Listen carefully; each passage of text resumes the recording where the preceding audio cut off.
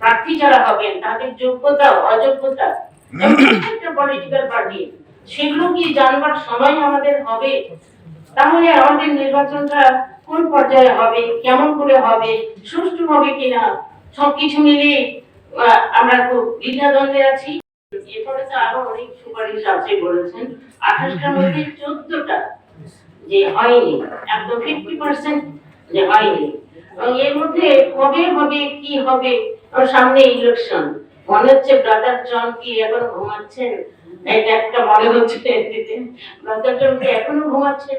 কখন আমরা ব্রাদার জন জাগবেন, সেই প্রশ্নটা মনে যাচ্ছে।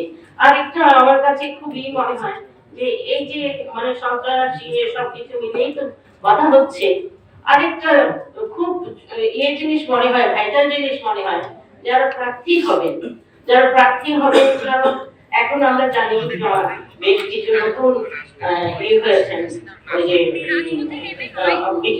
বেশ কিছু পলিটিক্যাল পার্টি নতুন হয়েছে, নতুন আবির্ভাব হয়েছে। এখন মনে হয় কি যে প্রার্থী যারা হবেন তাদেরকে কি আমরা চিনবো? প্রার্থী যারা হবেন তাদের যোগ্যতা অযোগ্যতা একটা পলিটিক্যাল পার্টি সেগুলো কি জানবার সময় আমাদের হবে? তাহলে আমাদের নির্বাচনটা কোন পর্যায়ে হবে, কেমন করে হবে, সুষ্ঠু হবে কিনা, সবকিছু মিলিয়ে আমরা খুব দ্বিধাদ্বন্দ্বে আছি এবং রীতিমতো ভীত অবস্থায় আছি যে সত্যি কি আমরা ভোট দিতে যেতে পারবো, সেই পরিবেশও কি থাকবে, এজন্য আমরা দ্বিধাদ্বন্দ্বে আছি।